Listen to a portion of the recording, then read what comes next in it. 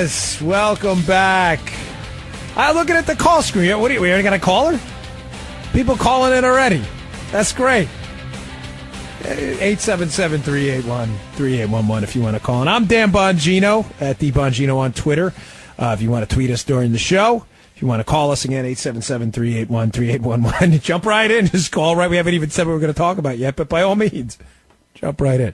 By the way, there's always this, for those of you who don't do radio, there's always like this dead air right before you come on. Rich, you know what I'm talking about, right? It's like this 10 seconds before you go on. And I swear, folks, I do this from my home studio, right? And it is scary, right, Rich? It is a radio dude's worst nightmare. You're like, please tell me that's just the planned in radio silence and I didn't actually lose the connection. And it happens every time. It's not like it's unpredictable. There's this 10-second, if you ever get into radio, you'll see it too. They go blank. They go, we're going quiet. And you got your fingers crossed like, please, dear Lord, make sure we're still on the air. And it happens every hour. I think it's only actually these nationally syndicated shows, which Mark is. All right, I'm Dan Bongino. In for Mark tonight. He will be back with you tomorrow. I got a lot to get you. I don't want you to go anywhere. So if you think you're going to miss 2 minutes of this show, turn it on the Mark Levin Show app or whatever it may be. Follow it everywhere. Put it on in your car on the Bluetooth because I got a lot to get to. There were some explosive revelations last night that came out on Sean Hannity's show on Fox about this Spygate thing that I think a lot of people just missed. And it was... I don't know if it's because Kavanaugh, the hearings are going on, or because we're all just drinking from a news fire hose. But I am going to walk you through how the whole plot really came together last night. Now, I had a lot of this stuff before. If you listen to me some of it you may have heard before, but I promise you haven't heard the denouement here. Before we get to that, folks, this New York Times op-ed that just came out right before I came on the air, I have to address this.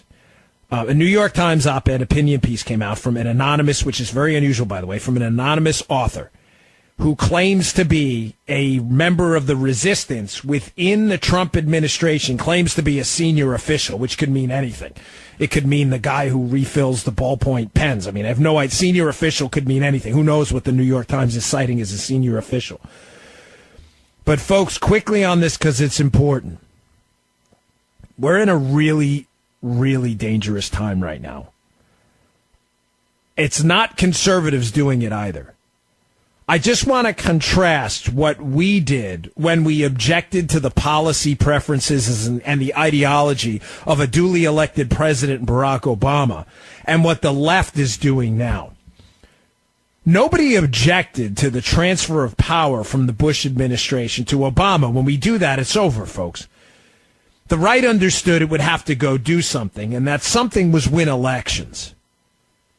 That was the genesis of the entire Tea Party movement, where we flushed out swampy members of Congress on the Republican side and got rid of a lot of big government Democrats on the Democrat side as well.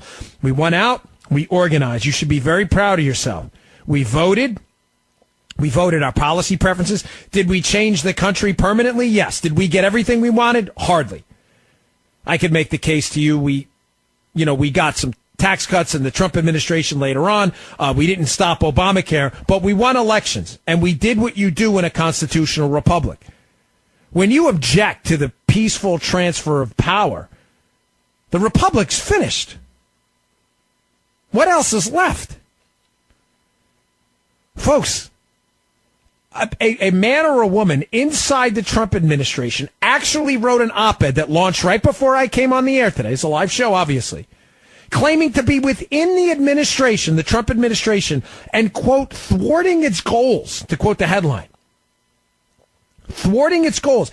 Actively resisting. Who? Resisting Trump? No.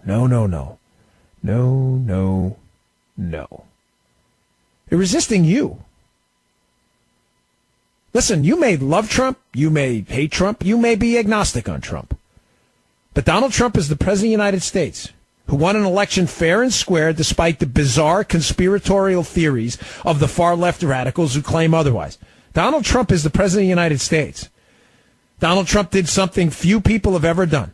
With zero political experience to speak of, he walked into a political position and won at the highest level, in this case, the presidency of the United States. The election is over. Now to the coward, the chump. You're a chump. Who wrote this? Yeah, you are a coward.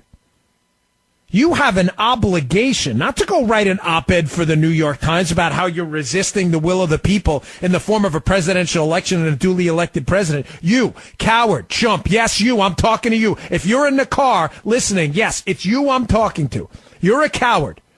You have a duty. If you believe, as you claim in this op-ed piece, that the President of the United States, a man who's been in the business and entertainment world and now the political world for a long time, who was vetted by an election process, we voted him into office. If you believe this man is unfit for office, then you have a duty to put your name on that op-ed, you coward, number one, and number two, to resign. You are a gutless punk, and I know what you're doing. I know what you're doing. You don't object to the president. You object to his ideological preferences. Even if you don't think they're ideological, let's be clear. You object to his policy preferences. You don't want tax cuts. You don't want limited government. You don't want your power over the people's money and taxation. You don't want any of that to go away. So what do? You object to Donald Trump himself. Yet you're still collecting a paycheck. Amazingly, you are still collecting a government paycheck and writing anonymous op-eds in the New York Times. You are a coward. You are a complete chump. You need to resign stat. Name yourself. They object. They see Donald Trump slowly but surely dismantling the reins of power the swamp has had over your lives for decades now. And they object to it, folks. They can't have it.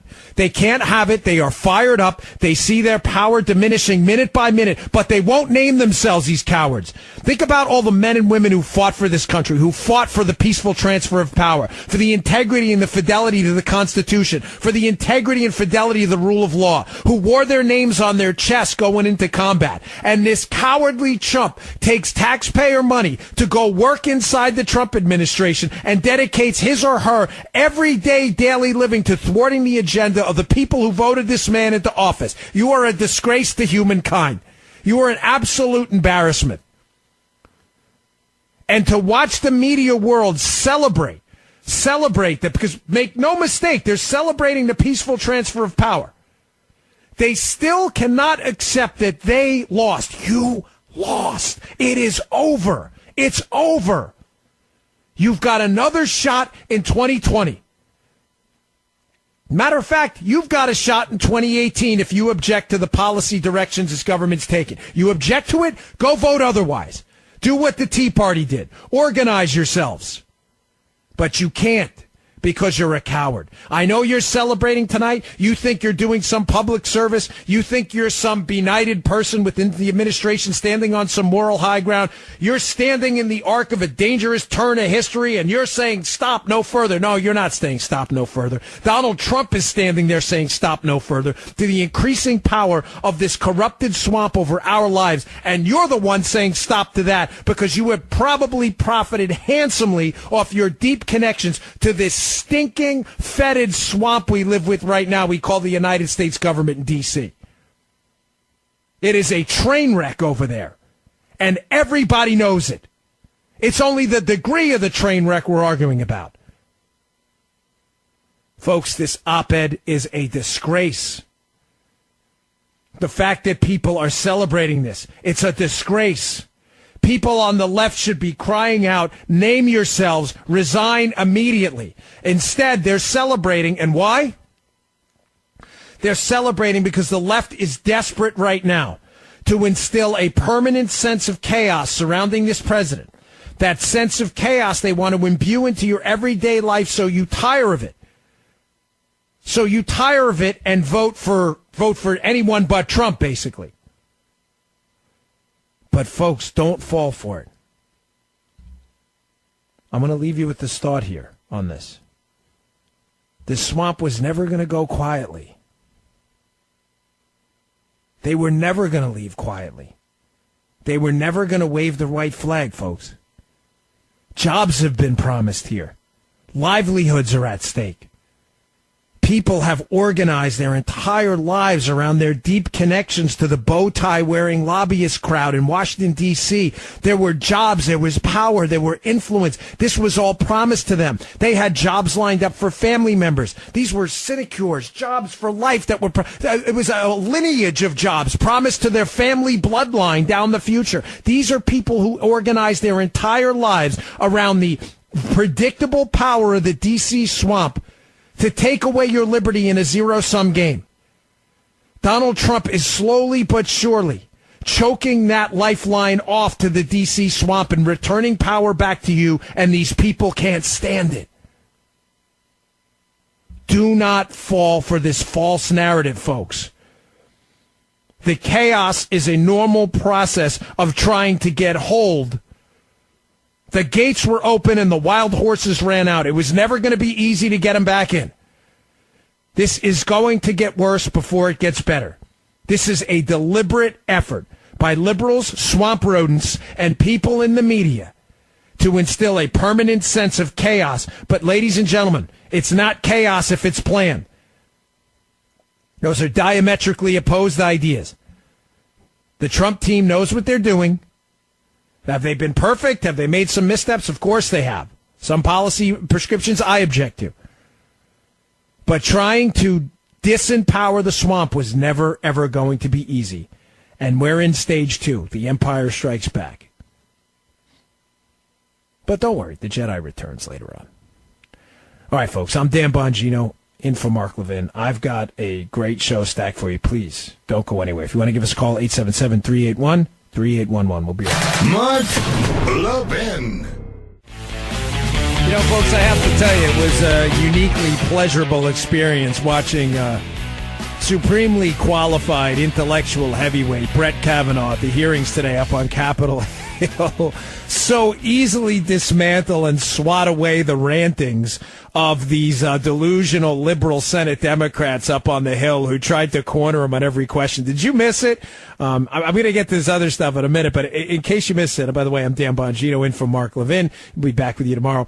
If you missed it, I know they can be long and at times they can be boring. I mean, it'd be great if you taped it and you can fast forward, but fast forward past some of, outside of the exchange between Mike Lee, Ted Cruz, and Kavanaugh, which was just an epic episode in constitutional governance. That was fun to watch. But most of the other stuff, I want you to just like fast forward over to him dismantling Senator Patrick Leahy, who tries to corner Kavanaugh on some allegedly stolen email he was the recipient of. Did you see it? They give him a copy, a printed copy of this email chain that liberal Senator Patrick Leahy, he's about to accuse him of stealing this email or being the recipient of it. The problem is it doesn't say that, and the stolen email isn't actually in the email chain. Kavanaugh just swatted them away just over and over. Sheldon Whitehouse, who gets the rudest senator of the day award, Sheldon Whitehouse, just totally obnoxious, tried to pin him down on all kinds of different things, but Kavanaugh just easily swatted all of it away. It's really was fun to watch at times. All right, moving on. Here's what I want to talk about today. So last night on Sean Hannity's Fox show, Sarah Carter was on and was on with Greg Jarrett, and they mentioned something that's been getting very little press play, and the reason I suspect is probably pretty obvious. Folks, we're drinking from a news fire hydrant these days. It's obvious. I do content production all day. This is my third show today. I have one more after. I'll be on Fox tonight. So I'll be doing 4 shows today. And I'm telling you, you never run out of content. Rich, am I kidding? I'm not kidding, right? This is like the greatest. Thank you, Rich. It's clear as day. No, emphatically no. The Trump administration and the bizarre liberal response to the Trump presidency has been just a cornucopia of information. So last night, I think this got lost, but there was an incredible point that Carter brought up. She brought up the fact that it's come out over the last couple of days that Andrew Weissman, who is the lead investigator in this Mueller witch hunt, this bizarre investigation going on, which has no purpose anymore, that Andrew Weissman, we now find out, during the investigation of Donald Trump was being kept, quote, in the loop on the Bruce Orr Fusion GPS stuff. Folks, this is not small. I'm going to put this into a bigger, larger context tonight. I'm going to lay out for you the entire plot from day one, how this thing happened, how the Justice Department had Plan A, had Plan B, and is now at Plan C, which is the Mueller probe. But that piece of information I want you to keep in your head. Andrew Weissman, the actual Mueller bulldog in this case, knows everything. Apparently, he was being kept in the loop on this information exchange between an Oppo research company, Fusion GPS, a senior Justice Department official in Bruce Orr, and him.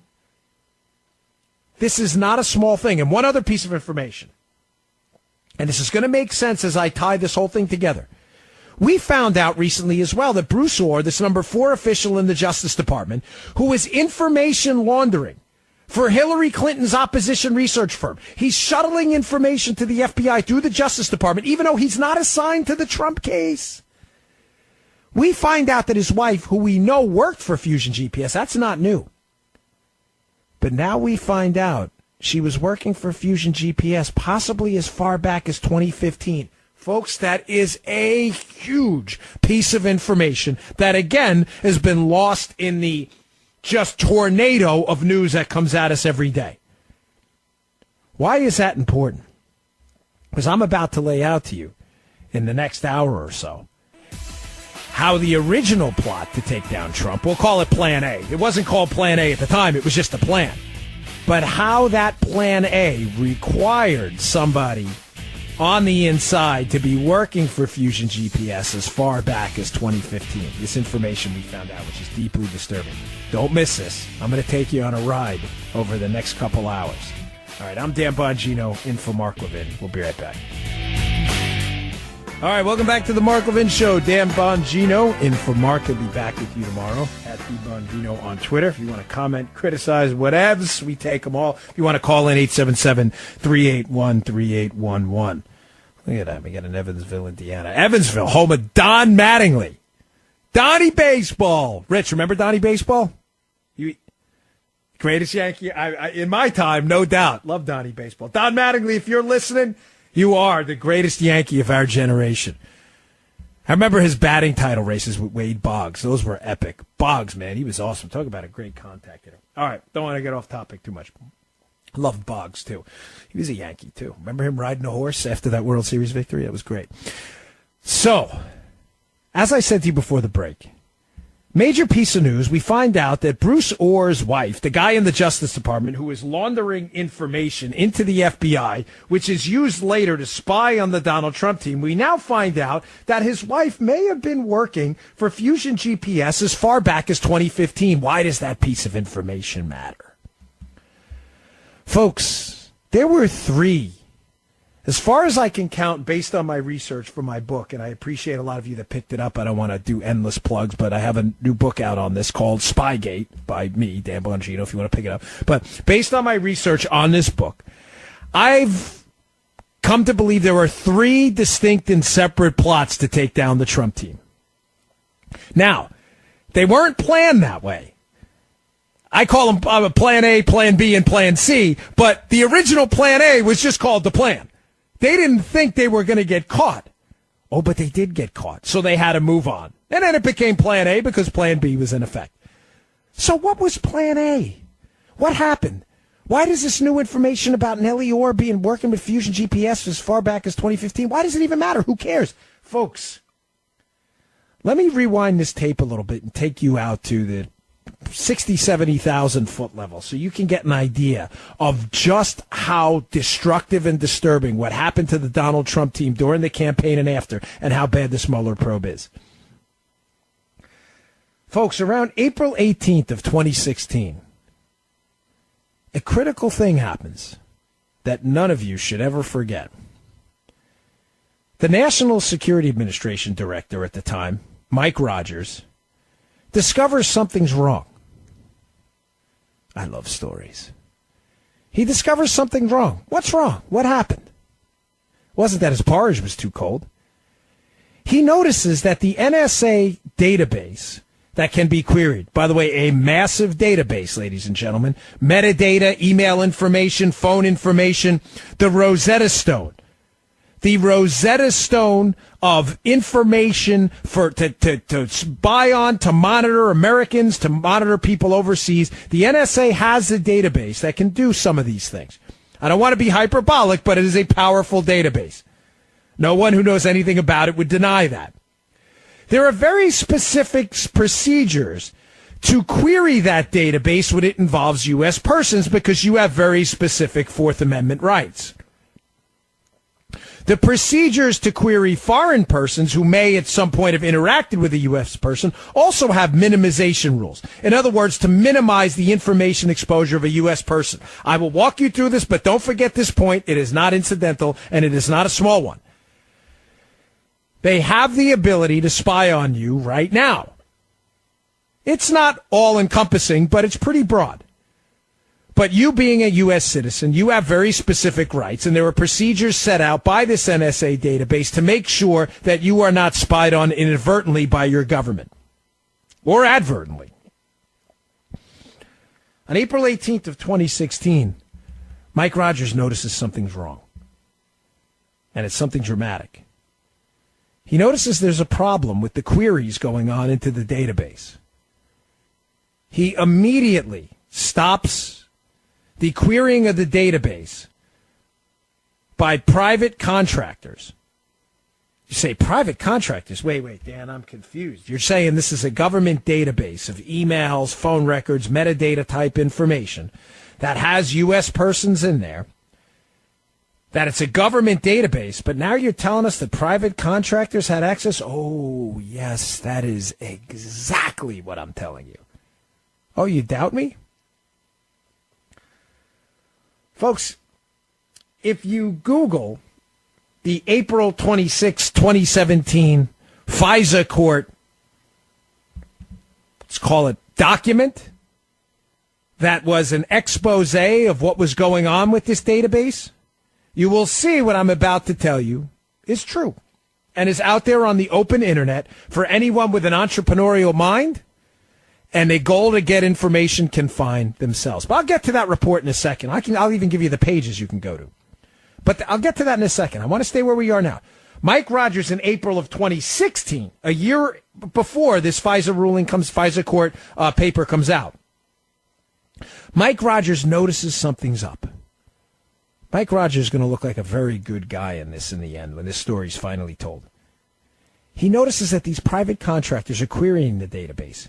We find out later on, after he demands an investigation from his compliance office about what's going on, we find out some absolutely astonishing things, folks.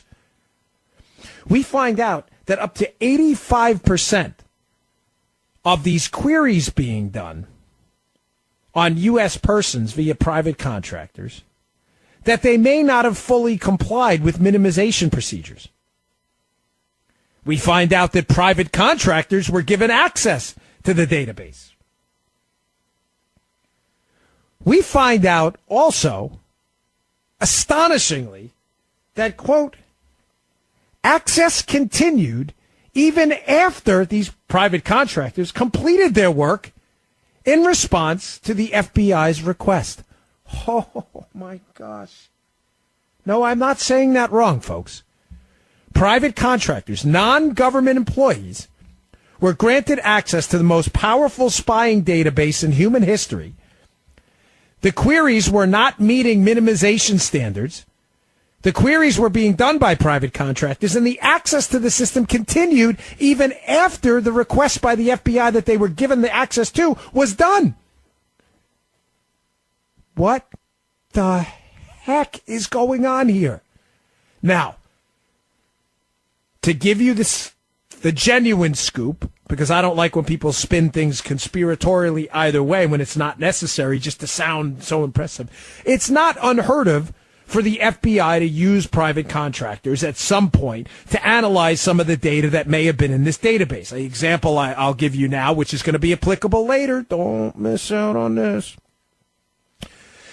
Let's say the FBI is looking at some foreign subject and they don't have the language capacity to translate the email or to translate the context of the email given the nuances of a foreign language.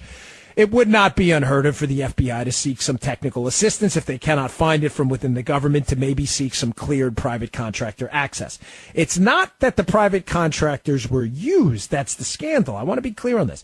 Also, there may be some technical capabilities the FBI doesn't have where some private contractors may have been given access to in some workaround as long as they're cleared. So it's not that the private contractors were given access to the most powerful spying database in the history of humankind.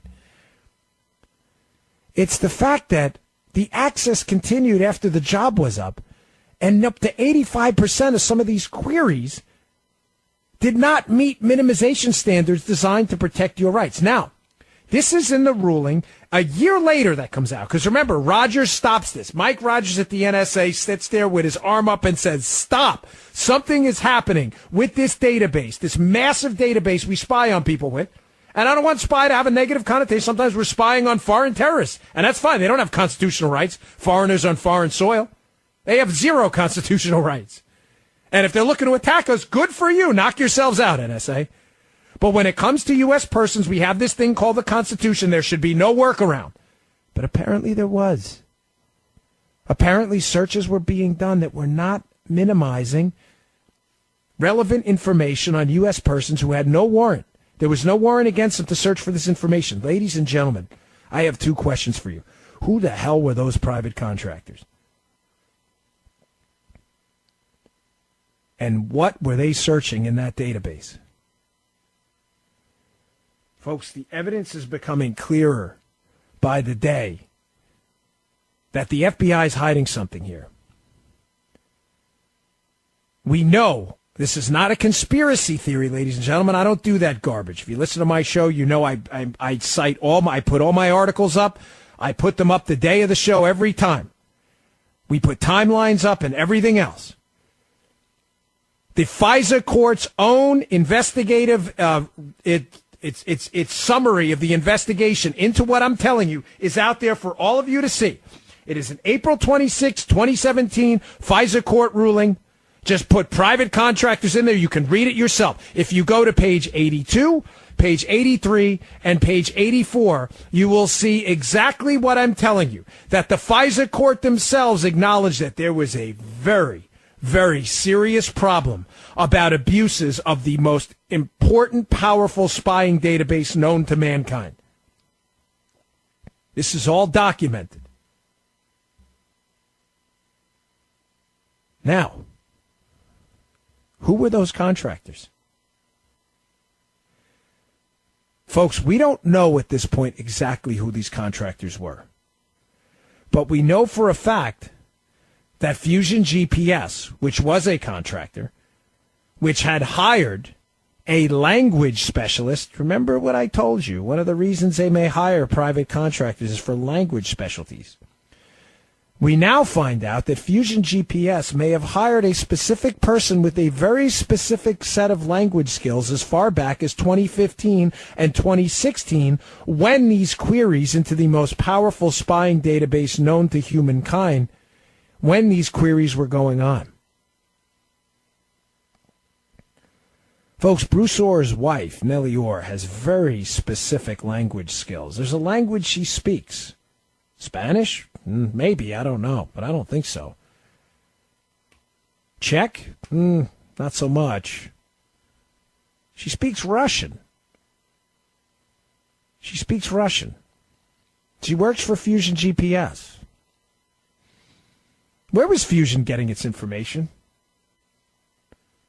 How was Fusion getting the information that they used in the form of the Steele dossier? How were they getting that information? I'm going to pose a question you should be asking every single congressperson, senator, and anybody you can get your hands on in the administration to talk to. Every time you see them. Who were those private contractors, folks? Was one of those private contractors Fusion GPS? We're entitled to, if it wasn't, great. And I mean that. Great. Terrific. At least we'll know that Hillary Clinton did not, and by the way, other Republicans, hire a company. Now, the dossier was a Democrat endeavor. Let's be clear on that. Don't believe the liberal hype.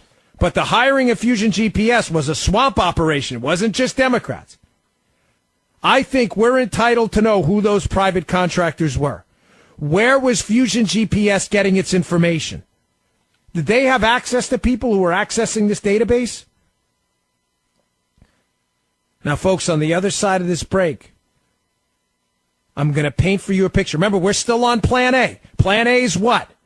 Plan A is, man, let's use that database and let's get everything we can. Let's hoover it up.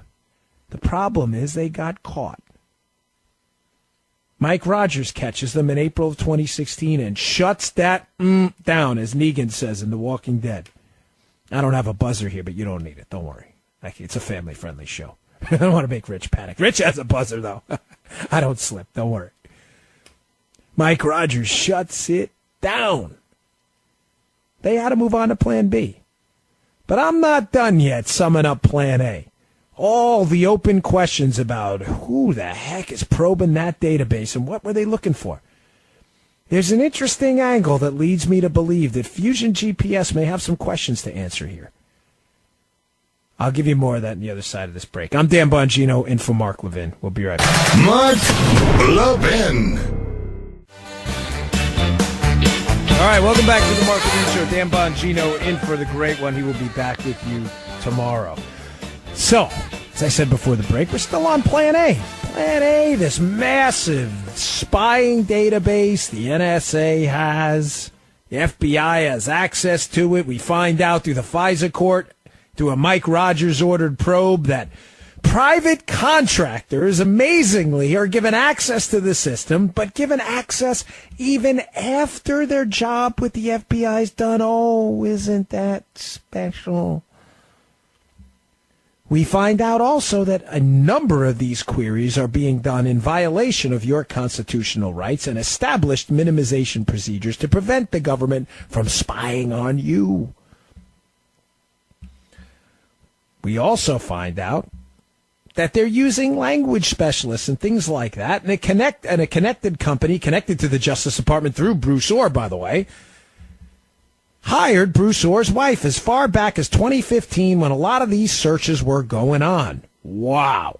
Now, what leads me to believe that there could potentially be a connection here between private contractors funneling information to Fusion GPS and that information being later used to spy on the Trump team?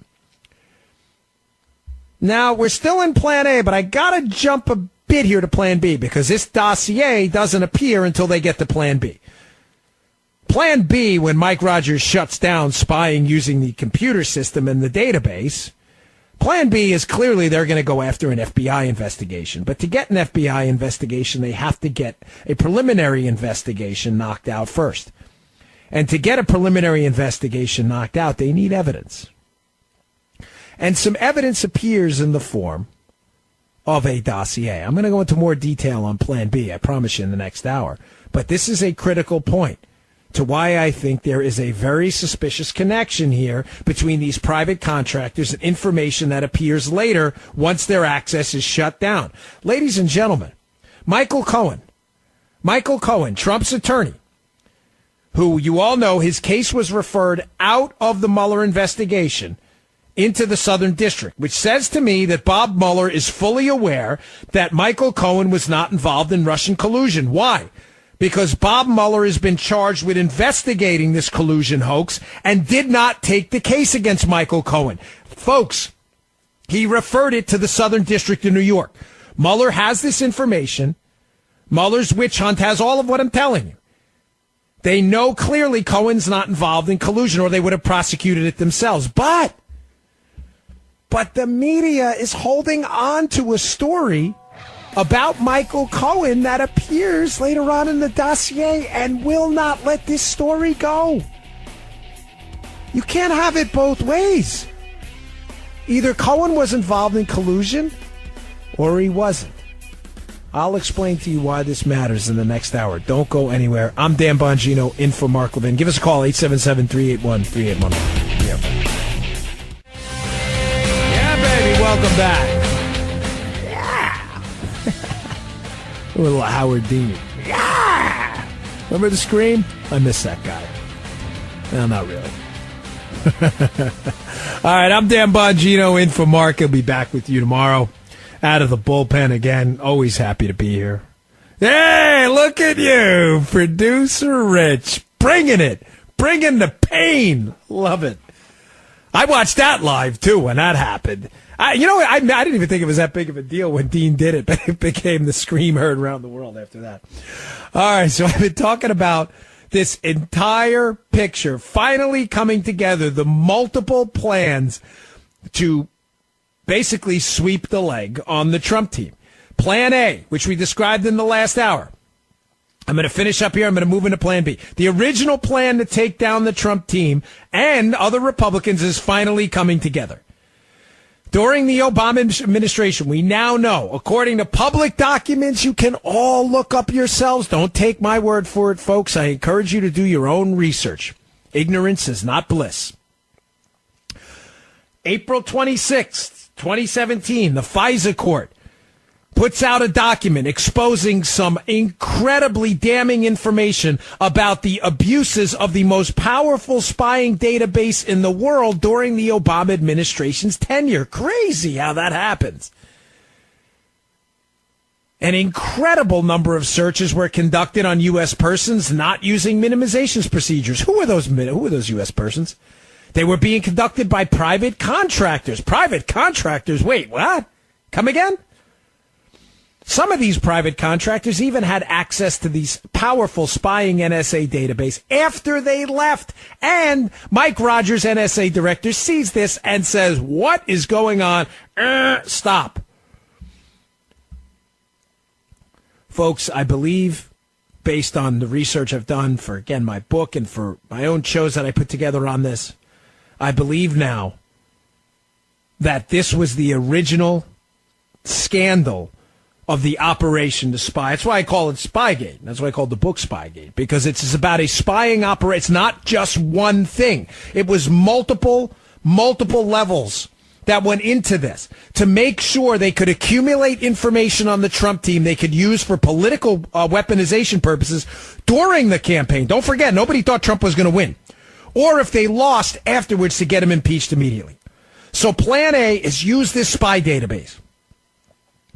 Plan A doesn't work. They have to move to Plan B. I'm going to get to Plan B in a second, but there's a suspicious thing that happens with Plan A that leads me to believe that these private contractors may have been funneling information to Fusion GPS or may have been Fusion GPS themselves. We don't know. I want to know. You should want to know, too. Here's what happens. The dossier compiled by Christopher Steele, who's working for Fusion GPS and working for Hillary Clinton, to go gather negative information on Trump.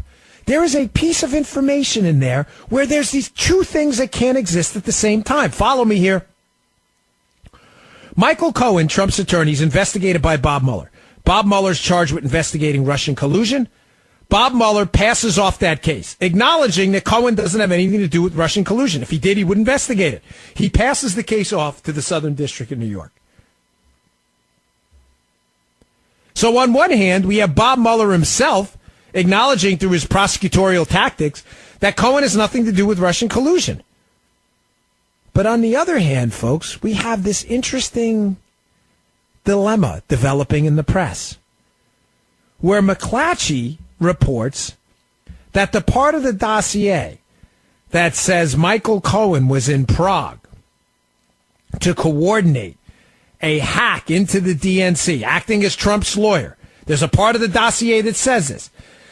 Places Michael Cohen in Prague as a central figure in this plot to have this meeting to technologically attack and hack into the DNC and to use that information later. The Michael Cohen Prague visit is a central component of the collusion fairy tale weaved in the dossier. Please tell me you understand this. It's important. Michael Cohen has to be in Prague for the Prague story to be true, right? Right. The problem is Mueller is not investigating Cohen. Even worse, there are members of the press, notably even people from CNN, who noted in their own reporting as far back as 2017 that the Michael Cohen in Prague may have been, quote, a different Michael Cohen with the same birthday. Oh, really? Now, where would Christopher Steele, the author of the dossier, where would he possibly get information? Keep in mind, he doesn't work for a government anymore. He has a company called Orbis. He is a private contractor. He used to be a spy for the United Kingdom. He's not anymore. Where would Christopher Steele get that information about a Michael Cohen who was in Prague with the same birthday? Who did he get that information from? Did he get it from Fusion? Did someone give it to Fusion? Where did Fusion get it from? Is it possible they were querying a government database and thought they struck gold when they saw Michael Cohen with the exact same birthday? By the way, ladies and gentlemen, Cohen and Michael are not uncommon names. These are very common names. Michael and Cohen are very common. The combination is very common. It's extremely common. Michael Cohen is not an unusual name. How would they get that information? Now, what's the dilemma? Because you may say, okay, what do you say? You're saying Mueller's acknowledging that it probably wasn't Michael Cohen, and so's the media. No, not all of the media. McClatchy, which is another media operation, largely print, McClatchy reported in this big expose they put out a little while ago. What was it? Back in, this was in 2018 in April. That they may have evidence that Cohen was in Prague. Michael Cohen, Trump's Michael Cohen. That they may have evidence that he was, and that he may have passed in through a checkpoint in the Schengen zone where his passport might not have been stamped. Now, Cohen's defense has always been, and Lanny Davis's lawyer has said this as well, we were never in Prague. I don't have a passport stamp for Prague. I've never been to Prague in my life. I have not been to Prague. Therefore, that's that part of the dossier saying I went to Prague to coordinate this collusion with the Russians and this technology hack into the Democrats. Can't be true. I was never there. Why is McClatchy so ferociously defending their story? They've yet to retract that story, by the way. Ladies and gentlemen, is it possible that some of the same sources that were feeding information to Fusion GPS, or were Fusion GPS themselves, may have fed that story to McClatchy as well? And it's not that McClatchy's defending the story, it's that McClatchy doesn't want to give up their source, which would place them knee-deep in fostering this entire Russian collusion hoax the whole time. Folks, I've worked in the government for a very long time. I loved it. I've checked the databases.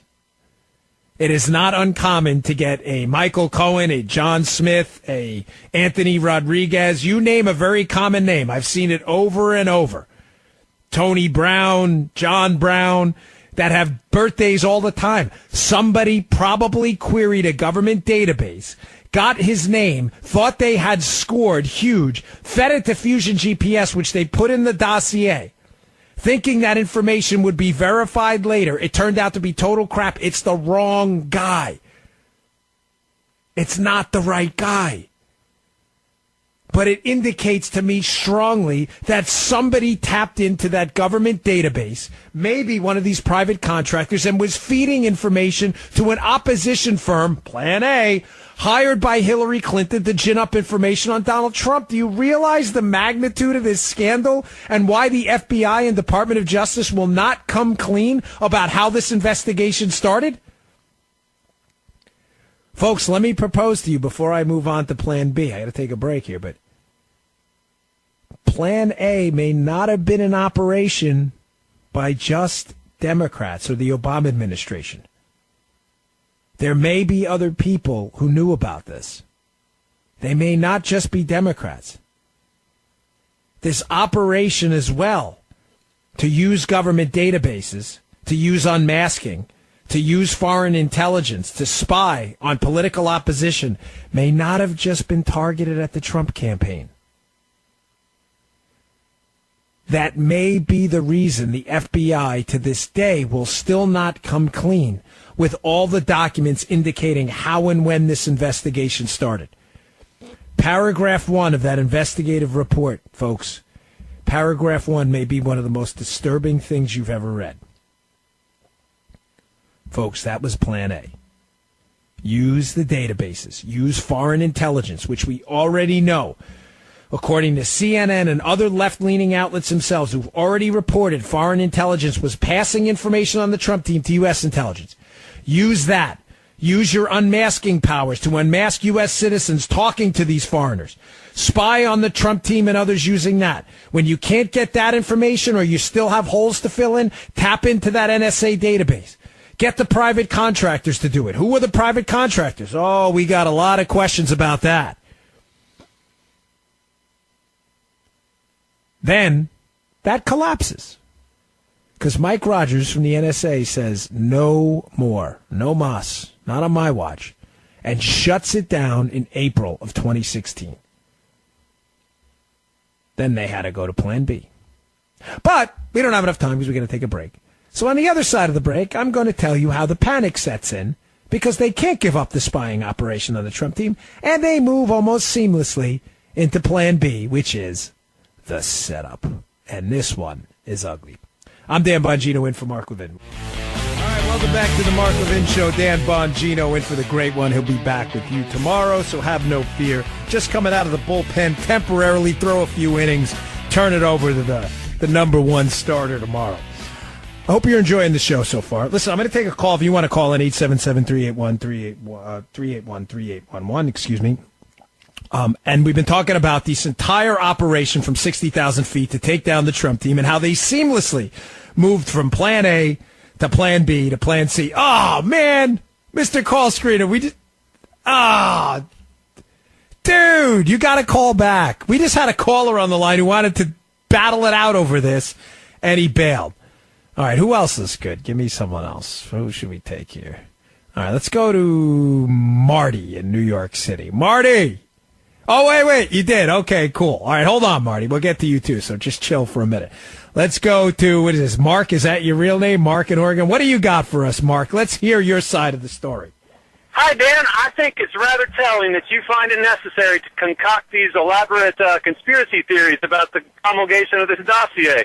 I have some questions about it myself, and I certainly feel that Hillary is a corrupt politician. Okay, so, Mark, well, slow down a sec. What exactly is the conspiracy theory you are referring? Because I find with people like yourself, they're conspiracy theorists themselves, and that's how they throw the charge to distract. So please describe to the audience what exactly is the conspiracy theory.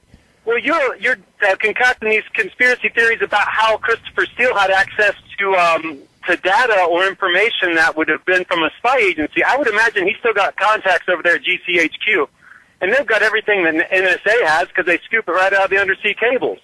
So you're suggesting that what I said before about foreign intelligence passing information to the U.S. intelligence agencies on Donald Trump was true. So you're saying that what you call the conspiracy theory is in fact true, right?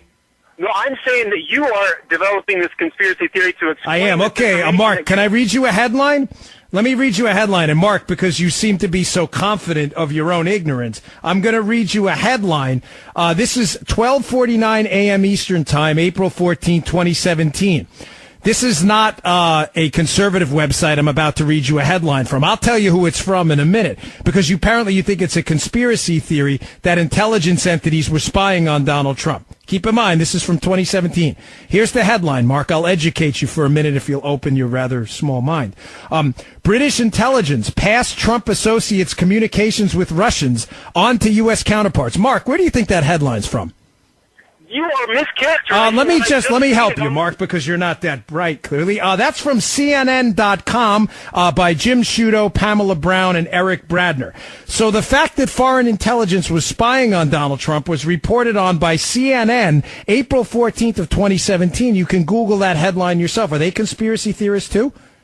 No, that's not even surprising. I would expect that. Oh, that's not. Wow. Okay, so let me get this straight. You called up to tell me that I was promulgating a conspiracy theory about foreign intelligence and intelligence operators spying on the Trump team.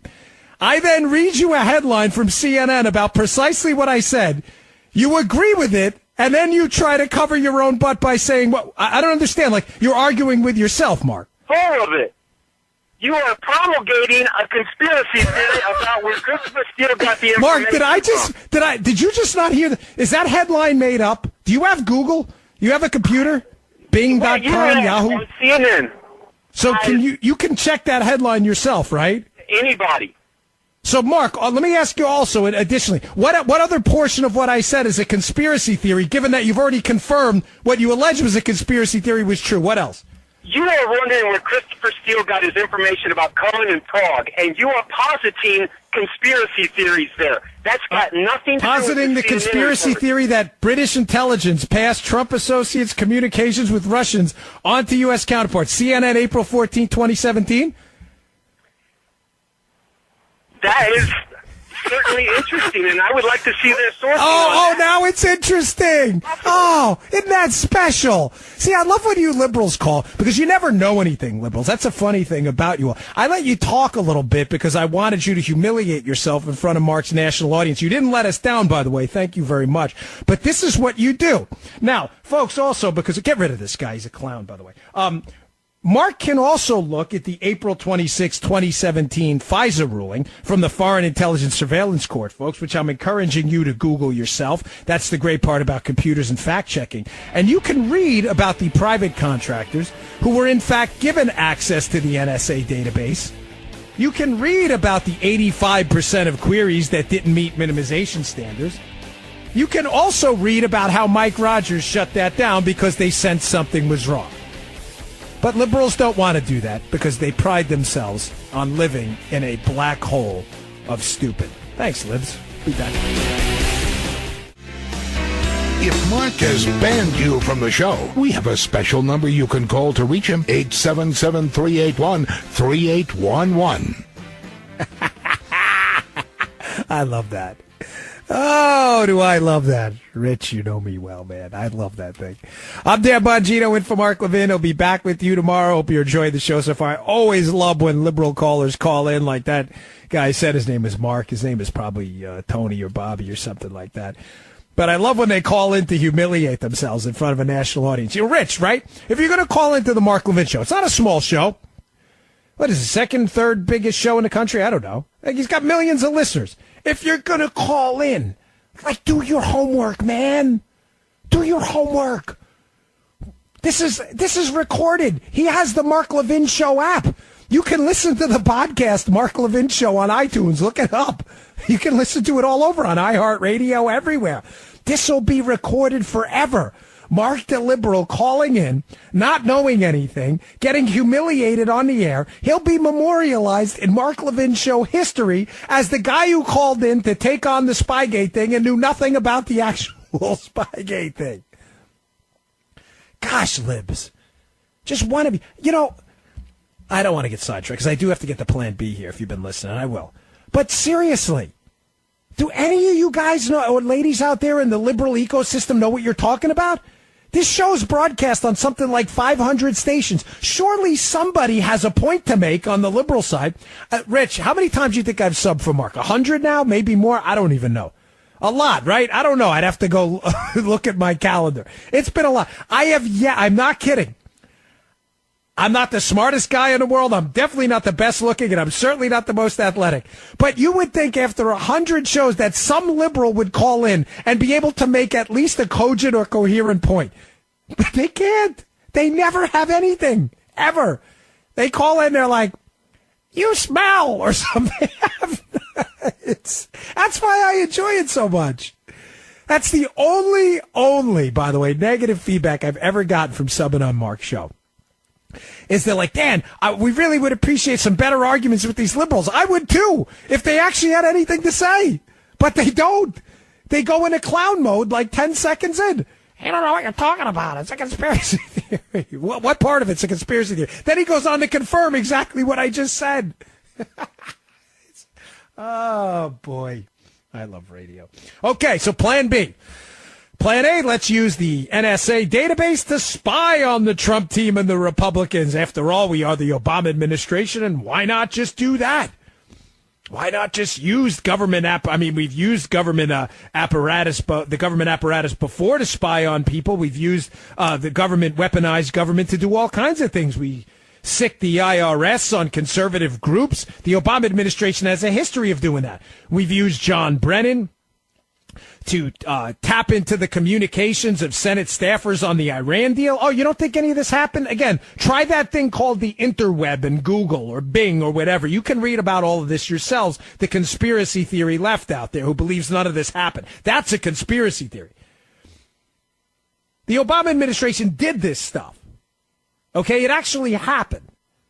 So them abusing and weaponizing government during a political campaign against Republicans running against one of their insiders, Hillary Clinton, is not it's not a bridge too far, folks.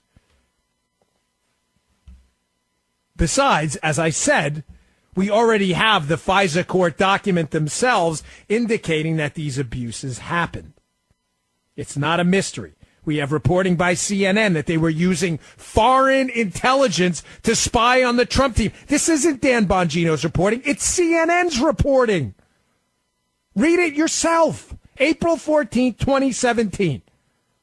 Their own reporting that foreign intelligence was spying on the Trump team using the Obama administration as a conduit for the information. You think CNN's making it up? Why haven't they retracted the story? It's still there if you go look at it. It's still there.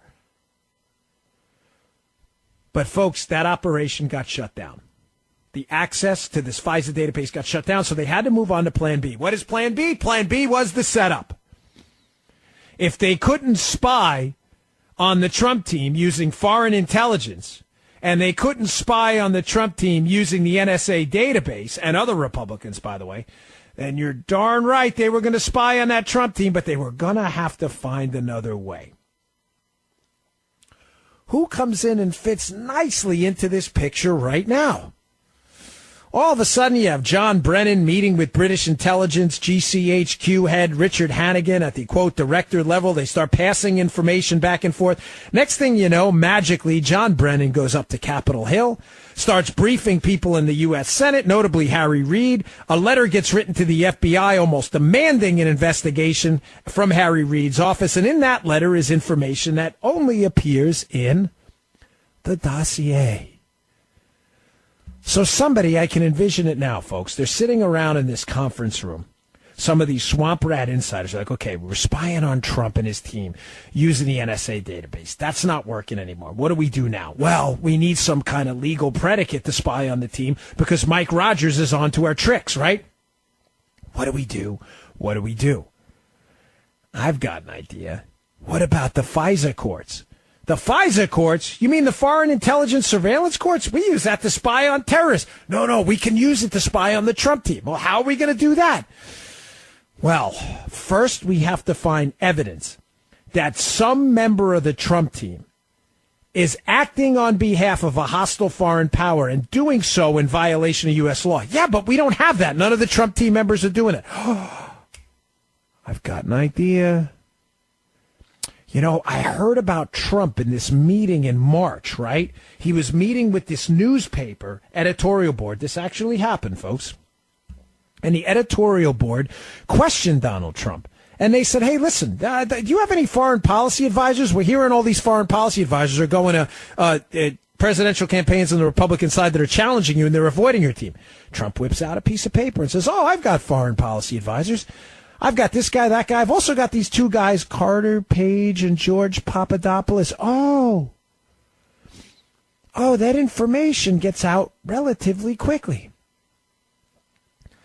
Someone sitting in that FBI or DOJ conference room looking for a reason to spy on the Trump team probably says at that point, hey, I've got an idea. Let's put a FISA warrant in to spy on Carter Page. Well, how are we going to do that? We don't know he's acting on behalf of a foreign power. Oh. We used this guy before in a case against the Russians. Yeah, but they used him. They used him as a confidential informant. In other words, they used him as a good guy to nail a Russian spy. Yeah, but he was talking with the Russians, and we got wind through this dossier provided by this Steele guy who's been passing information to Bruce Orr over at the DOJ. And by the way, Bruce Orr's wife works for Fusion GPS with Steele over there. We've got information that Carter Page may have been over in Russia, and that's surely going to be enough to, at a minimum, start a preliminary investigation. They can't start a full investigation yet, folks. They don't have the information. There are still rules in the FBI. Somebody probably sat around and said, man, I don't know, guys. We're really going to start an investigation into this Carter Page to start spying on this Trump team for the administration here, based on the fact that he helped us nail a Russian spy in the past and he traveled to Russia. That's I don't know. That's about 20 proof vodka right there. That ain't much. No. There's going to be more. I've got an idea. They also hired this cat, George Papadopoulos. This guy's new to politics. He worked a little bit with the Carson campaign, but he doesn't have a lot of experience in this kind of stuff. I guarantee you, this is when the winks and the nods start. I guarantee you that if we were to send one of our sources and assets in there to contact Papadopoulos, that we can probably get Papadopoulos on the record talking about whatever we want him to. Well, what would we want him to talk about? Well, if we can get him to mention something about Hillary's emails and the Russians, man, do we got a case. All right, let's try it. Papadopoulos meets up with this mysterious Maltese professor in April of 2016 by the name of Joseph Mifsud. By the way, a Maltese professor that through Mueller's prosecution of Papadopoulos, you would think somehow was connected to the Russians and Russian collusion. There's some light evidence of that, but there's some very heavy evidence that Mifsud's contacts were largely with Western intelligence, folks. So he meets with them, but that's not really working out because Papadopoulos doesn't take the bait. He takes this meeting. This guy Mifsud mentions things about dirt on Hillary, which, by the way, Mifsud categorically denies. Papadopoulos isn't taking the bait. They hold Papadopoulos in the bullpen in the background. This is all the setup, plan B. They got to set someone up on the Trump team because they need the two-hop rule. What's the two-hop rule? They need to get a FISA warrant to spy on someone, anyone inside the Trump team. Once they can get their claws on anyone, Carter Page, Papadopoulos, they can do what's called the two-hop rule. They spy on Page using a FISA warrant, but they get to make a couple of hops, folks. They get to hop from Carter Page's emails, phone records, and metadata to everyone he emails and phone calls and that kind of stuff. And then they get to hop from those people to the people they call, which will basically enact a surveillance net around the entire Trump operation. Almost the exact same effect of being able to tap into the NSA database before. Isn't that crazy how that happens? Oh, you're going to say that's a conspiracy theory too? You're telling me they didn't get a FISA warrant against Carter Page in October? You telling me that didn't happen? You're telling me we're all making this up? You telling me the two-hop rule doesn't exist? Check it out yourself. Again, the internet's a powerful weapon. Ignorance is not bliss. They get a FISA warrant under Carter Page, but still, they're not getting anything. The setup's not working. They're trying to set up George Papadopoulos by pushing information into Papadopoulos about Russian dirt. He talks about it with this Australian diplomat back in the United Kingdom. Isn't that crazy how this keeps happening? These United Kingdom intelligence assets, right? But the setup's not working because Papadopoulos is not talking about anything specific.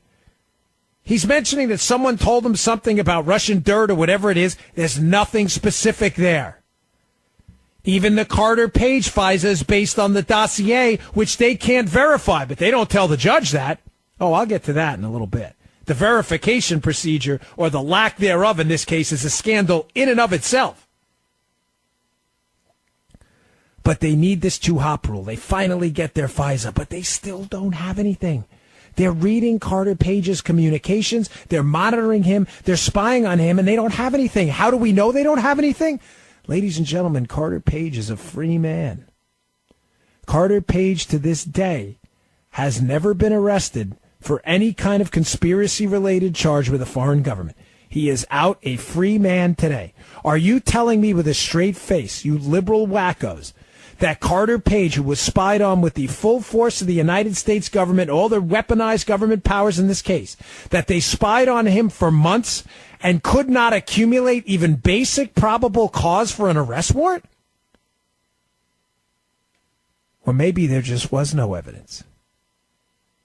Oh, but they didn't stop there, folks. They needed evidence of collusion, even though there was none. So the setup continued. I'll get to how it continued on the other side of this break. Please don't miss this, folks. This is the biggest scandal in U.S. history, and it's all starting to come together. I'm Dan Bongino, in for Mark Levin. All right, welcome back to the Mark Levin Show. Dan Bongino at the Bongino on Twitter. If you want to comment or criticize, if you want to call in, 877-381-3811 if you want to call in and join the show. So I've been talking about Plan A, the spying operation on the database. That falls apart on the Trump team. Mike Rogers shuts it down. Plan B, we got to set this guy up. The Trump team. They start sending all these spies. You have the Halper operation. You have people talking to Papadopoulos, reporting back through unofficial channels. You have all of this network of communication sources from international people all around the world, intelligence communities, diplomat people reporting on the Trump team, and they still don't have anything. They still don't have anything. How do we know that? Because George Papadopoulos has never been arrested for any kind of a conspiracy or a collusion charge. Oh, you don't know that, Libs? George Papadopoulos was arrested and prosecuted for lying to the FBI about the date he made contact with the professor. That's it. That's your whole case? You spied on Carter Page, member of the Trump team, for a brief period of time, for months, and you have nothing? He's a free man. He's a free man even now. The setup wasn't working, folks, but the FISA warrant was. They're spying on the Trump team. Oh, yeah, they're spying. But the warrant's not approved till October. Oh, boy, that's a problem. It gets better, the setup part of the operation. But let me take a call quick, because I promised Marty I would get to him before. Marty from New York City. Sorry about that mix-up before. We had a liberal on the line, Marty. His name was Mark, and he hung up and then called back. I think he was afraid of what was going to happen. But you are, the phone lines are now yours. What do you got for us, buddy? Hello? Hello? Anybody there? Is anybody hello? there? Hello? Hello? Hello? Yes, hello? Hey. Is this Dan? No, it's Rich. Who's this? Okay, I'm holding on Marty. Oh, who are you holding for? For Dan. Oh, why do you want to talk to Dan? Huh? Why do you want to talk to Dan? I'm waiting an hour and a half. I went to the... Marty, I'm messing with you. It's Dan. You're on the air, buddy. I'm just messing with you. Sorry. Okay, Dan, here's my question, which has bothered me already for a long time. Okay. With all the investigations that are going on and the probable proof against the DOJ and the FBI, et cetera, the dossier, the steal, and all that stuff, we've been hearing it already for months, which is, of course, probably everything is accurate. Yeah. How do we implement, how do we get this to the step? How do we get this to a grand jury? How do we get this to an investigative body that can have muscle? Is the only way out of this, my question. Okay, I only got 30 seconds, so I'm sorry about messing with you, by the way. I just had to have a little throwing out the AG and getting another AG to call special... All right, hold on, time out. Let me answer your question. It's a two-step process. Number one, let's see what Huber, who is the United States attorney assigned to investigate this malfeasance, brings to the table. Okay? Let's see what he has first. Because we already have a United States attorney looking into it. I'm not suggesting everything's going swimmingly or going fast. But I'm suggesting it's probably a good idea that we see what Huber has. If Huber produces a document that does not suffice, we should immediately call for a second special counsel to look into all this stuff, in my humble opinion. That's the answer to your question, Marty. All right, folks, I'm Dan Bongino, in for Mark Levin. We'll be right back. All right, welcome back to the Mark Levin Show. Dan Bongino in for the great one. so funny. You know, with the show, there's a bit of a delay. I don't know, what is that, 30 seconds? So I'm saying something now. You're actually hearing it 30 seconds later. So we go to the break in the last hour, and we had the caller, who is that, Mark or whoever, the guy, Marty. Nice guy, held for a while. And when he got on the phone, he wasn't ready for the call. He was a good call. I'm not knocking Marty. He was really good. Great question. But I was messing with him a little bit. And I walk outside. My wife is cooking dinner outside of my studio, and she's got the headphones in. So she's listening, and she's laughing her butt off, like knee slapping. She thought it was hysterical. So you see, I love my wife to death. She's my biggest fan. She's actually out there listening with the headphones in, and she thought that little exchange with Marty was fun. You got to have fun on the show. Listen, this is serious stuff we're talking about, but there's nothing wrong with taking a little bit of a lighthearted approach once in a while. All right, now back into the serious stuff. So, if you've been listening to the show all along, you know we're right at the end of Plan B, moving into Plan C. If you just tuned in now, here is a 1-minute recap. I've been talking about the operation known as Spygate. That's what I call it. That's what I call it in my book. It is an elaborate scheme to spy on the Trump team. It is actually 3 separate schemes. It wasn't intended to be that way. The original plan was to use foreign intelligence and United States government databases to query things on the Trump team to gather information that could be weaponized to use against the Trump team for political purposes. It may have also been an operation to spy on political opponents who were not Donald Trump as well. Remember, there were more than one Republican candidate running for office. There were actually quite a few. Now, what leads us to believe that U.S. government databases may have been used to do this? The FISA court's own internal review, which they released again on April 26th of 2017, where they indicated that the FBI had used private contractors to access this database. That access persisted even after their FBI assignment was over, and that a large swath of the queries into that database did not meet the NSA's guidelines. Wow. Interesting. I even told you what pages to go to. There's a lot of redactions, as someone tweeted me during the break, and you're right. There are significant redactions in this FISA court document. But if you read page 82, 83, and 84, you'll see what I'm telling you is absolutely true. That is not a hoax. That is a real FISA court document about this unbelievable scandal. Now, Plan A gets shut down, again, because Mike Rogers of the NSA says, stop, no more queries into this database by these private contractors. Emergency break. What do we do? Gosh, we still got to spy on the Trump team, so how do we do that? Let's try to get a FISA warrant. Let's open up an actual FBI investigation. Well, got a problem here, folks. In order to open up an FBI investigation, there are very specific procedures. The FBI has procedures laid out in their DIOG, their investigative guidelines, and the DOJ has procedures too. You can't just willy-nilly open up a case to spy on American citizens, folks. It is a big deal. They needed evidence. Oh, look who comes to the rescue. You got Bruce Orr, the number 4 official in DOJ, whose wife is working with a company hired by the Clintons to gin up evidence, by the way. And he conveniently has a relationship with Christopher Steele, who produces a dossier which fills the evidence vacuum the FBI had. Oh, isn't that nice? They get a FISA warrant using that dossier to spy on Carter Page. The 2-hop rule is in effect, where they can hop from Carter Page to the people he emailed to the people they emailed, which basically encompasses a surveillance network of the entire Trump team. But they've still got nothing. Again, how do we know this? We know this because Plan A failed. They still don't have anybody arrested. Plan B's failing because Carter Page is still a free man, despite the full power of government turned against him. They go after George Papadopoulos, but all they get Papadopoulos on is lying about the date that he met this Maltese professor. He's not charged with conspiracy. What do we do to directly implicate the Trump team so we can shut them down and keep this spying operation going? Do I have an idea? Well, Fusion GPS, conveniently, right around June, is working with a Russian lawyer on a separate case. Working with a Russian lawyer by the name of Natalia Veselnitskaya. Now, Fusion GPS, to be clear, is working for Hillary Clinton's team. They're paying through a law firm to kind of hide the money. But Fusion GPS is working with Christopher Steele on behalf of Mrs. Clinton to gin up evidence on the Trump team. But they don't have it. They also have this Russian lawyer, Natalia Veselnitskaya, they're working with on a separate case.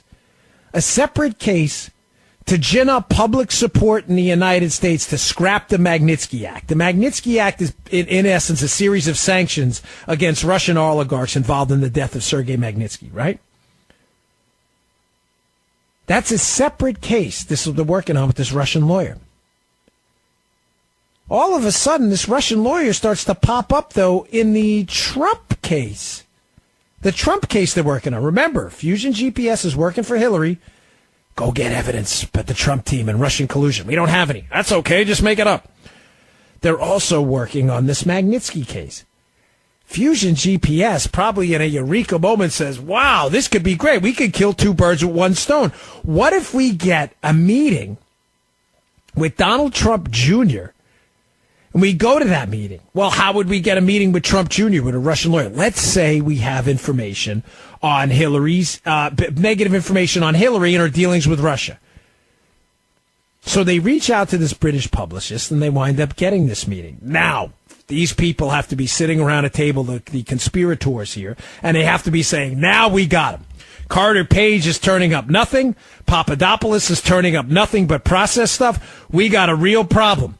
But if we can get this Russian lawyer into this meeting with Don Trump Jr., and we can get him on the record agreeing to waive some Magnitsky sanction in conjunction for information on Hillary, man, we got this guy hook, line, and sinker. But emergency brake. What happens? The answer is nothing happens. Veselnitskaya shows up to the meeting with Rinat Akhmetshin, who is a allegedly Russian foreign intelligence connected operator who has very significant connections, by the way, to the Clinton team, just like Veselnitskaya is connected to the firm Hillary Clinton hired, Fusion GPS, to gin up evidence on Trump. The guy she shows up with, his lawyer, a guy by the name of Lieberman, his wife used to be who? Oh, Bill Clinton's deputy chief of staff. Wow. Oh, a translator shows up, too, just to make sure nothing's lost in translation, like the movie. Oh, and the translator had worked for the Hillary Clinton State Department. Gosh, these coincidences are just crazy. How is all this happening? So people show up for this meeting with Don Jr., The one woman is working for the company hired by Mrs. Clinton to gin up evidence on Trump. The former Russian intelligence-connected guy who shows up's lawyer is a Hillary-connected guy whose wife was Hillary's husband's chief of staff, Bill Clinton. Wow, that's just crazy. And the translator who shows up to make sure nothing's lost just happened to work for the Hillary State Department. They're probably thinking as they're sitting down in Trump Tower, we got them now. We are going to prove Russian collusion. Not only are we going to prove Russian collusion, we're going to get it all on the record. We're going to make sure this translator takes detailed notes. Well, what's the problem? Trump Jr. doesn't bite. He listens to this anti-Magnitsky thing for a few minutes, realizes quickly that this is just some nonsense meeting, and they leave. Says, hey, thanks, see ya, wouldn't want to be ya. And no deal is ever cut. Oh, they're probably in a panic. These people probably thought they had him hook, line, and sinker. Why? Because what's the narrative that resurfaces later that was probably going to be used to nail Don Trump Jr.? God forbid he had agreed to that, which he didn't. And by the way, he was very transparent about the whole thing later on, which we still haven't got Hillary's emails, but that's okay. Don Trump Jr. released all the emails on that. But the Democrats don't want to give him any points for transparency because that's not what they do. Honesty isn't really their thing, you know, the Democrats. The Logan Act. This never used successfully in the history of the United States law that dictates that private citizens can't conduct business on behalf of the United States with foreign powers. This has never, matter of fact, the guy it's named after, the Logan Act, wasn't even successfully prosecuted. It has never, ever in the history of the country been used. Folks, I will bet you my bottom dollar that this Trump Tower meeting with these Hillary Clinton connected people who are connected to Fusion GPS and the Clinton space, this was 100% in my mind a setup.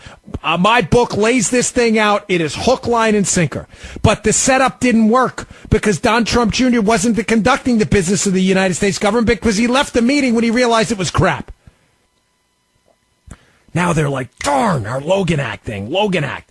We can't get them on conducting business of the United States government, getting rid of these Magnitsky sanctions. We got to move on to our next target. Oh, who's that? Another person conveniently disliked by the Trump administration. By the Obama administration, but hired by the Trump administration. Mike Flynn. Surely we'll get him on the Logan Act. Oh, they made sure, all right. They made sure they got him on something. Folks, I'm going to wrap up this story for you in the next 45 minutes. Don't go anywhere. I'm Dan Bongino, in for Mark Levin. All right, welcome back to the Mark Levin Show. Dan Bongino in for the great one. He will be back with you tomorrow. Have no fear. So, folks, we're on Plan B, the big setup of the Trump team they needed after Plan A failed. And the setup just ain't going well. Now, you say to yourself, Dan, I'm having a hard time believing that Trump Tower meeting with Don Jr. and this Russian lawyer and this Russian Kremlin intel-connected guy and this translator, even though they're all connected to Hillary Clinton. Yep, that's right, Hillary Clinton. I said that right. I'm having a hard time believing this was a setup. Are you really? Let me ask you a couple questions. The Russian lawyer that shows up at that meeting, right, with Don Trump Jr., I'm telling you this is a setup. How'd she get in the country? She wasn't allowed in the country. Did you know that? Yeah, libs, you may have missed that one. But she got a special exemption by the Department of Justice to pop into the country for this little meeting. Wow, that's crazy how that happens, isn't it? Just so odd how all these coincidences keep adding up. So you're telling me the Obama administration, with a straight face, gives her a special exemption to get into the country, to go meet with Trump Jr. at Trump Tower, to lobby against the Magnitsky Act, which Barack Obama supported? Folks, does this make any sense to you? You know, I was a federal agent for 12 years. Not every case is made beyond a reasonable doubt with direct evidence. In other words, not everything's a confession. Sometimes it's quite the opposite. Sometimes the subject will insist up until his actual conviction and the gavel falls that he or she didn't do a darn thing. But you put together a case, you can put together a circumstantial evidence case. When the evidence gets overwhelming, the jury's forced to say to itself, I don't have a reasonable doubt anymore. Folks, this case is getting to that point. The Russian lawyer that shows up for the Trump Tower meeting was given a special exemption visa to get into the country to meet with Don Jr., to lobby against the Magnitsky Act. Why else would the Department of Justice let her in? Was someone working with this woman? Was someone encouraged by someone with Fusion GPS to let her in? What happened? Are we not entitled to know? Why was the intelligence guy, Akhmetshin, who's connected to Russian intelligence according to multiple reports, why is he there? Why is his lawyer a close Clinton acolyte? His lawyer's wife was Bill Clinton's deputy chief of staff. Why is the translator working for the U.S. State Department when Hillary was in there? And why is this Russian lawyer showing up at a meeting with Trump Tower working with a company hired by Mrs. Clinton to gather information on Donald Trump? Are you not even a little bit curious? Now, I want to get to Plan C. which was unintended, but I got to close out plan B. So plan A, again, use these databases to spy on them. The database use gets shut down. Plan B, set them up. The setup doesn't work. They try Papadopoulos. They try Page. They try Don Jr. That doesn't work. They rapidly move on to Mike Flynn. They unmask him. They gather some information that he may have been talking to some Russians. They go and Sally Yates hits him. They hit him and they interview him and they get him on another process crime. False statements, which I don't believe were false, and neither did the FBI. One angle we haven't talked about. When the setup wasn't working, they had to activate human intelligence assets. That's where Stefan Halper, who's a CIA-connected and British intelligence-connected asset we've used before, that's where he comes into play in this. Notice it's right around this time period, the April, May, June, July 2016 time period, where they've been shut out of the spying database, and they're trying to set up the Trump team with enough information to move to a full investigation that opens in July, with enough information that the Trump team is colluding with the Russians, but they don't have it. So they activate this guy Halper, who starts emailing who? Carter, Page, and Papadopoulos, setting up meetings, asking them about Russian emails. You know about the Russian emails, right? That's an actual email he sent to a member of the Trump team. This guy's connected to our own Central Intelligence Agency and British intelligence. The human activation of a human asset against an opposition political campaign is an enormous scandal in and of itself, but the frightening part is it's just a small sliver of Plan B, which is a small sliver of Plan A, Plan B, and Plan C to spy on Donald Trump and the team. I'll get to Plan C on the other side of this break. I'm Dan Bongino, in for Mark Levin. We'll be right back. All right, welcome back to the Mark Levin Show. Dan Bongino filling in for Mark. We'll be back with you tomorrow. We've been going through the whole detailed, scary, disturbing, troubling operation to take down the Trump team. And if you've been listening for the last 3 hours, you now have a bird's eye view of Plan A, which failed, Plan B, which failed, and then they had to move to Plan C after this whole Spygate thing was going to come out. And how was it going to come out? What happened? There was this little thing that happened on a Tuesday in November called Election Day. Yeah, Democrats and liberals and their media pals missed that one.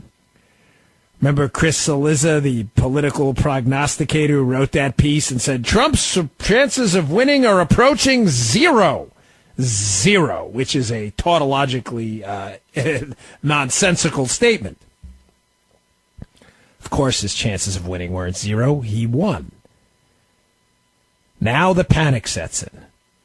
So we've been unmasking Trump associates using Susan Rice, Samantha Power, and others.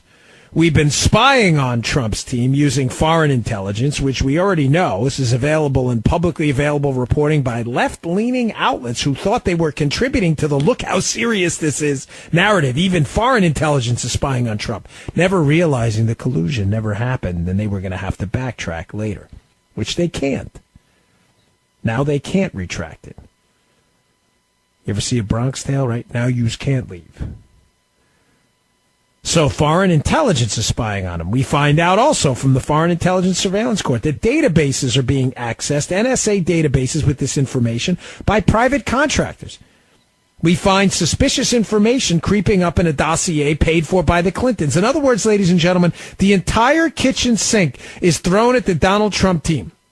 Foreign intelligence, domestic intelligence, our domestic FBI, unmasking, national security letters, human intelligence assets in the form of Stefan Halper, and actual spies are being thrown at this team.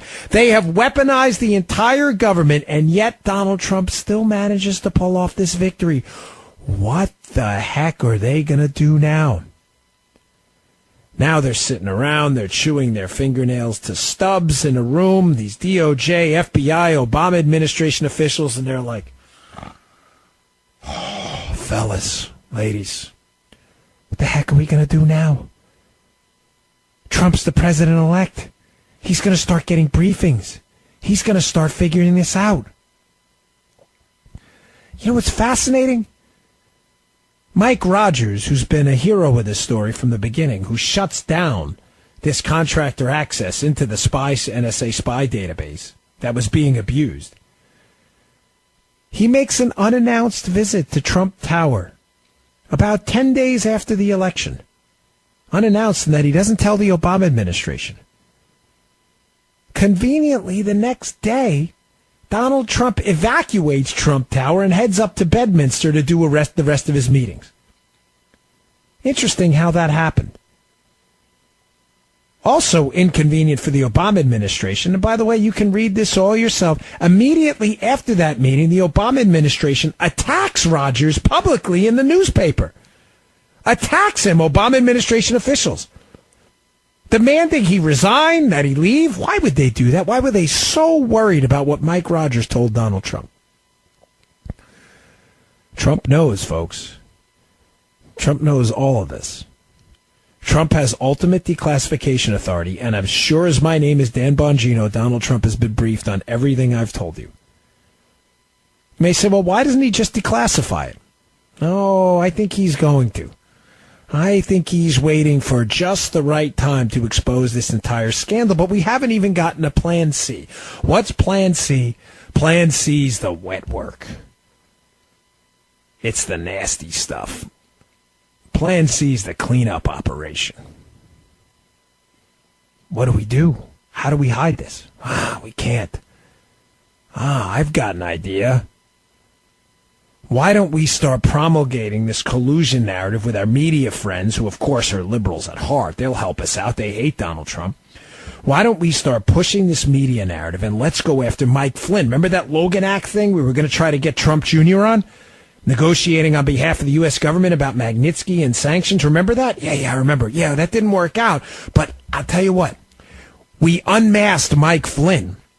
So we have a recorded conversation of Mike Flynn talking to the Russian ambassador about what? Oh, did he mention sanctions? Great. This is awesome. Let's go interview him at the White House with the FBI on this Logan Act thing. Yeah, but no one's been prosecuted for the Logan Act ever. It doesn't matter. Interview him anyway. We have the transcript of the call, and if he slips even one bit, make sure we prosecute him later for false statements, and we can further this Russian collusion out. Great idea, fellas. Nice work.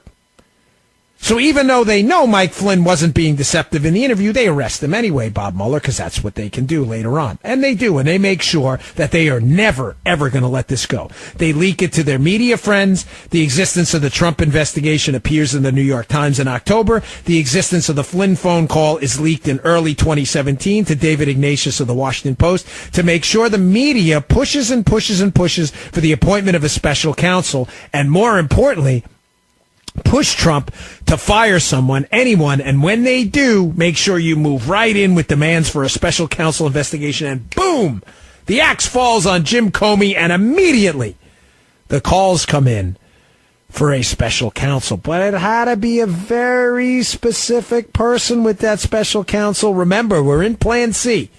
This is not about investigating Russian collusion. Don't fool yourselves for a second. There is no Russian collusion. They know this. They've been spying on Carter Page for months. They've been unmasking Trump officials. They've been getting information from foreign intelligence. Make absolutely no mistake. John Brennan, Jim Clapper, Barack Obama, that Sally Yates, and the entire administration knows the Russian collusion fairy tale is a complete hoax. But they desperately need to sweep this under the rug. Time for clean up aisle 4. I used to work in aisle 4 in Key Food and Metropolitan Avenue up in Forest Hills. It's closed now. I think it's a CVS now. Clean up aisle 4.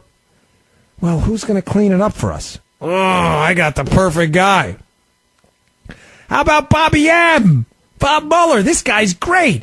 Mueller was the FBI director during the Uranium One debacle. He was the FBI director during the Enron debacle, the prosecution of Enron. This guy will help us clean up the mess in DOJ.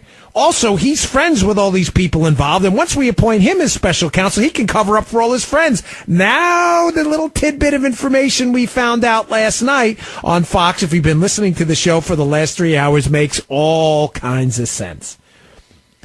If you were listening to Fox last night, again, the Hannity show, Sarah Carter was on with Greg Jarrett, and they said there's an interesting new revelation in this case. It's not. It's been out for a couple days now, but Bruce Orr, the Department of Justice official, whose wife is working for the company hired to gin up evidence on Donald Trump,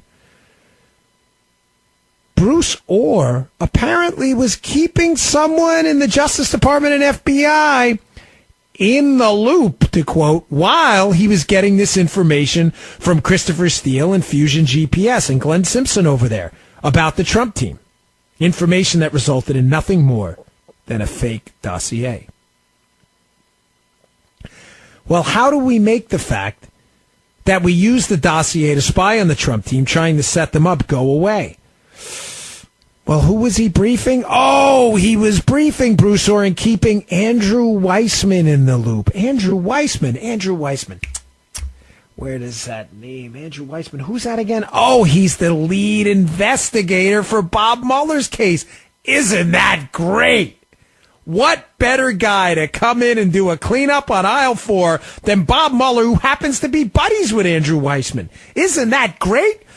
So not only has Andrew Weissman been briefed in on the entire scandal to set up and spy on Donald Trump, but Weissman as well is now appointed as the lead investigator to prosecute and go after the Trump team for a collusion hoax that never happened, and apparently he was being kept, and I'm quoting, in the loop on.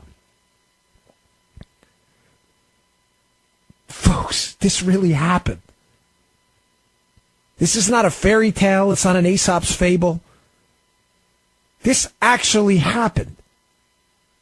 Andrew Weissman, who was intimately involved in the entire scandal, is now charged with investigating the scandal he was being briefed on. This is not a joke. This is actually happening. This is Bob Mueller's lead guy. Now, what makes Andrew Weissman himself extra special, especially suited to make this all go away? Well, our buddy Andy can make it all go away by constantly focusing on investigating Trump and Trump satellite and Trump satellite officials and Cohen and everybody else. Just keep the attention on Donald Trump, make all the rest of this go away. But who else does Andrew Weissman know? You know, interestingly enough, when Bob Mueller was the FBI director and they were engaged in the Enron prosecutions that were an abysmal failure, all kinds of prosecutorial malfeasance was alleged. There were prosecutions thrown out. The case was a disaster. Who was one of the lead prosecutors on that case while Bob Mueller was with the FBI? Put your thinking caps on. Oh, Andrew Weissman. Gosh, crazy how that happens. But Andrew Weissman, not coincidentally, who worked with him on that case, the Enron case? That was a cute little task force of people who all kind of knew each other and palled around. One of his prosecutors on that case was a woman by the name of Catherine Rumler. Who's Catherine Rumler? Catherine Rumler. People are going to Wikipedia right now. Catherine Rumler. Oh, she was Obama's White House counsel during this entire Spygate scandal. Isn't that fascinating? She was also known as Obama's fixer. Just Google Catherine Rumler, Obama fixer, and you can read all the things Catherine Rumler was involved in with Obama. Benghazi, the IRS, the Secret Service scandal, the list goes on and on and on.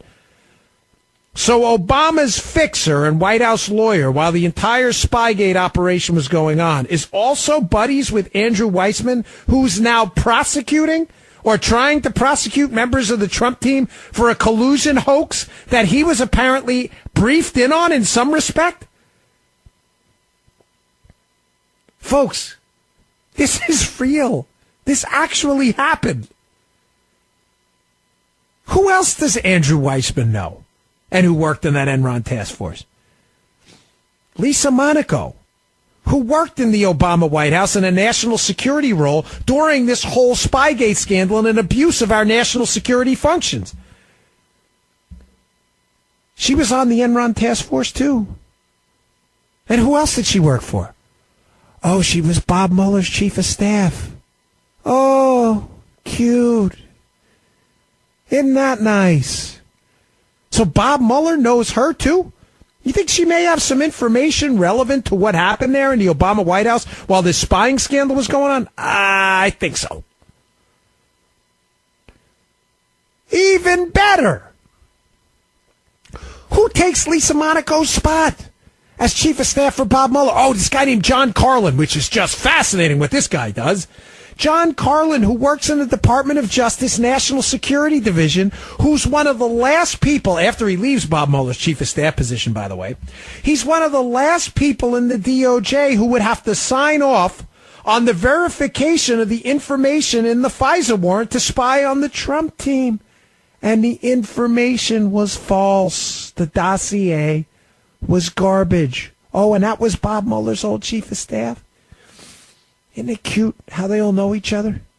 You think they sit around a campfire, pat each other on the back and how wonderful they are? Tell me again how the swamp isn't real. There was no better person for a cleanup operation than Bob Mueller. And that's what you're witnessing right now. Make absolutely no mistake. I'm Dan Bongino in for Mark Levin. We'll be right back. All right, welcome back to the Mark Levin Show. Dan Bongino in for Mark. I'll be back with you tomorrow, folks. Make sure you tune into his show, by the way, Life, Liberty, and Levin. Sunday nights on the Fox News Channel at 10 p.m. Eastern Time. It is a can't-miss show. It is my favorite long-form interview show anywhere. If not, if you can't see it live, DVR it. It is really terrific. It is absolutely worth your time. I was privileged enough to be a guest on the show as well, where I discussed a lot of the stuff I talked about here with Joe DeGenova. We were co-guests on the show at the time. Folks, you may ask, why are you so interested in this? And if I may, in the last few minutes of the show, this case fascinates me because it scares me, and it should scare you too. You know, I was a federal agent for over a decade of my life. I loved it. I was proud of it. My time with the Secret Service, I have some fond memories. Has some tough ones too. But, you know, when you go out and you slap the bracelets on someone, when I say the bracelets, I'm not talking about something from Pandora. I mean the handcuffs. It's tough. If you have an ounce of empathy in you and you go out and you lock up a guy who's been accused of a financial crime and you have probable cause to get a warrant, you go into his house in the early morning and his kids wake up and his wife wakes up, no matter how bad of a guy he is, if you have an ounce of empathy in you, it is really, really hard to ask him to turn around, put his hands behind his back, and watch his kids crying and his wife. It's hard. I'm sorry. I'd be lying to you if I said otherwise. Some of you who've done it know exactly what I'm talking about. And I'm not talking about the rapists and the murderers. Those guys, they can go to Hades and take the express train. I'm talking about people who've done some stupid things, but, you watch that, you see their kids, and they realize their dad's not coming back for a while, and you realize the awesome power that the people have granted you as a federal agent, the power to take away someone's freedom.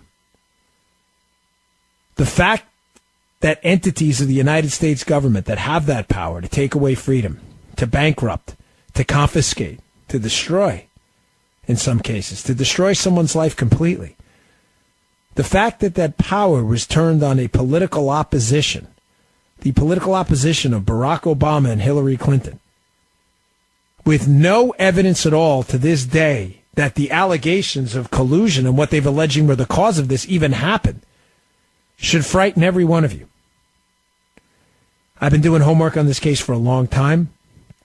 It's all in my book. If you choose to buy it tonight, I'd appreciate it. If not, I understand. I'm not great at plugging my own stuff, but it's available on Amazon for pre-order now. It comes out October 9th. But it's called Spygate. I put the last year of my life into it. My co-authors, Denise McAllister and Matt Palumbo. And when you read it, I think a lot of what I told you is in there tonight. You will be as disturbed as I am. That the full power of the United States government was weaponized to go after someone to this day who we know is absolutely innocent of the charges. There is not a scintilla of evidence out there that any of this collusion actually happened. All right, folks, thanks again for tuning in. Mark will be back with you tomorrow. I'm Dan Bongino. It's been a real pleasure. Thanks for the calls. I really appreciate it, and I'll see you all soon.